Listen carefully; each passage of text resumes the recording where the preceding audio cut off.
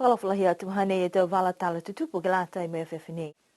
Koe amana ki anga ke whakamana te tahe se au tau he aho koutou Anzac ke he aho whaiumu mo e koe whakamōlia he whakatuwhono e aho ukio ki mai motu ke he aho whleile a pungi. Koe tuku atua he mtakau sipote he motu koe niskaga ke mōmou moe liu whakawhōwa e mtakau sipote hei tau niwe o kalana tō mai ke mātutaki ke he mtakau laulahi. Ko tau sei taha matanga hua he whahi takata kai motu, mai whala tau pulutu mai Nisilani, ke kumi puhala ke tuku hefo e tau numela puaka vau ke he motu.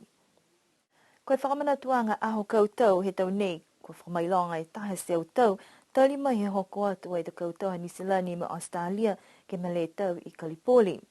Koe tau taki taha tali mai he tau taha hiva taha ono, ne ko whakamana tu alo tulia ke aho uwhamalia mi apelila, mo ko whakatumau ni ke he tau nei ke whakahoko ai e aho koutou Anzac ke he aho whaiumu ke aho uwhamalia mi apelila mo e whakahoranga ne kua whakatokatoka ai he matakau koutou niwe.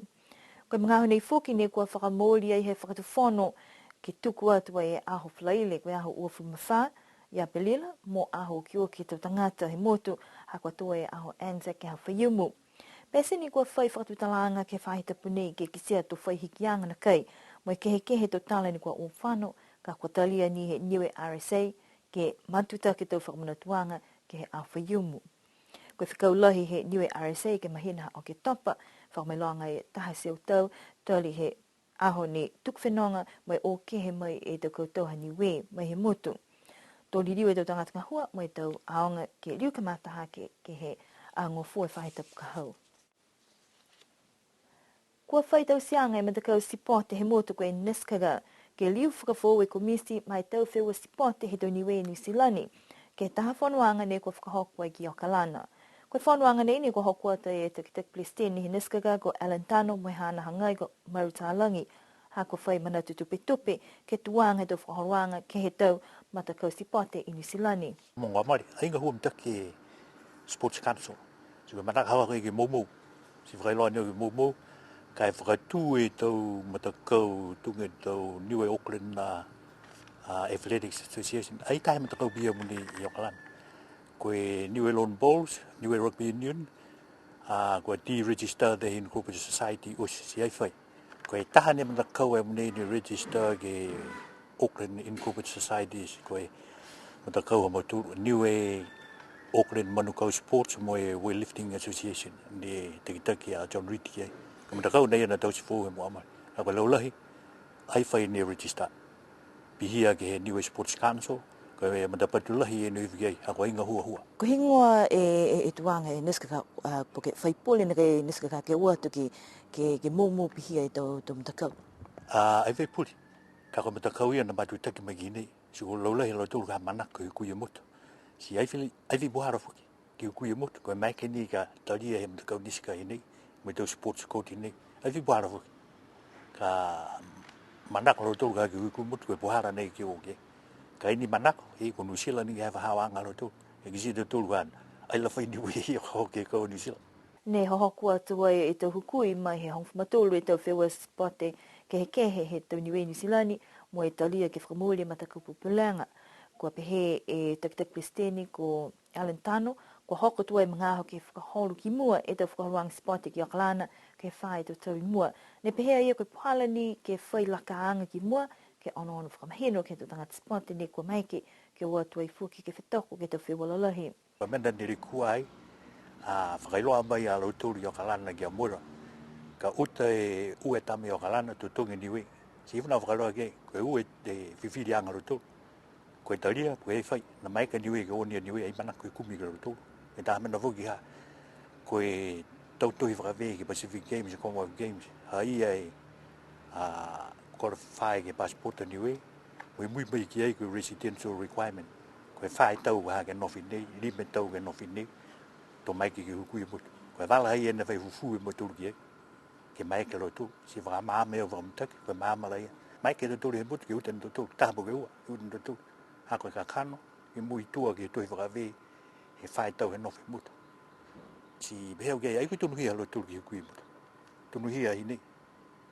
A ringa koe le kua nei a whalata koe ai maama, puke ai fe mam ha kom wale va te fa mami Koe mana koe niskaka ke malikisi ki mua e tuanga ni we ke te whio spot fitoko me moe matutakianga mo e te mtakau i ni we mo lo tuli fafo ka kua lata ke whaitau sianga whakamua ke whakatū whakamtaki e te mtakau. nei fin toi va ve sports council o tu si miri mo mo fa muita ri hom tu ro si sports code ke mau sports council kai whakafu so lange o ha he puia ko nga hu halo tu ro e mni ki tausi whakalata he te mtakau ia ka li riu he fo mo tu ge o Papua New Guinea ko e vidi la e komisi fo ko lata te ke mai to whakave mau te mnosi si tu tala mo e to whakave e ke fo mo de new sports council ke matu taki e tau sports code o si ki ai. Koe aho ne kua whakatoka e ke whakahoko e whanuanga ki o Kalana ke whiwhiria e komisi fō mai mataka spot hani we New Zealand koe aho ua i Iulai. Kua ngaho whalataha e whahi takataka i motu mo e taha pilotu biosecurity mai New Zealand ke he taupuhala ke tā mase po ke tukutuku hea fua e tau numela he tau puaka vau he motu. Koe matanga hua nei ka mata mai mahina hao ke topa ke tau ka mole mo e tau whakatutanga ke sia koe lahi whewhe le kua. Pehe mai pilotu mai New Zealand ko Jack Craw, kua tau se tau whakaluanga nei ha kua lauia lahi e tau whakaluanga ke he tau whahi ngahu whanua ke he tau palau he tau tangata, pia fōki mo e tau numela manuunga ke he motu, mo e nākai hangahanga mitaki ha kua longa la he tau puaka vau. Ke mga nei pehe malo tōru, koe whāle puhala ne kua lali ke whakangahua ke hele po ke tāmasia ke tau puaka vau. Koe tau puhala nei ne kua whakaonga e hele ke kotaua ke tau puaka, pia fōki mo e whana he tau manu nei, ne kua whamahai ni tua e tau tangata motu ki ai. Ka koe tau puhala fōu ne kua whakatū hake e lo tōru taha pahalahi ne kua toka e tau masini kai me inu ke pangia ke tau puaka mo e puki ata ke kisikisi au ke he matakawi nei ka watu e tau puaka vau. Koe taha puhala fōki koe whakaonga e tau wai kona ke whiua ke tau kai koe sodium nitrate a ia mo e maiki ke masi e puaka. Ke mga nei koe ue pā lalahi ne kua tuku hake ke tau matakawi tu sikolo mo vaia mo e ue pā kai ne kua tausia i ke tātu ki Waikona.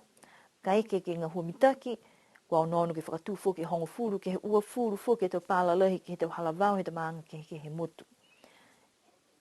Tō le veki ato e he mtakau ngā hua he takataka i motu, mo ke sikisi ma onono ki ai, ke he ua ke tōle mahina, tō whai ononoanga ke fuakianga, ke maanga, ele vikianga, he tau pālalahi nei. Ke mahina hai uni, amanaki ke hoko mai fōke taha puloto, ko Glenn Osborne ke lamatai ke he tau puhala, po ke whanawhana puaka vau.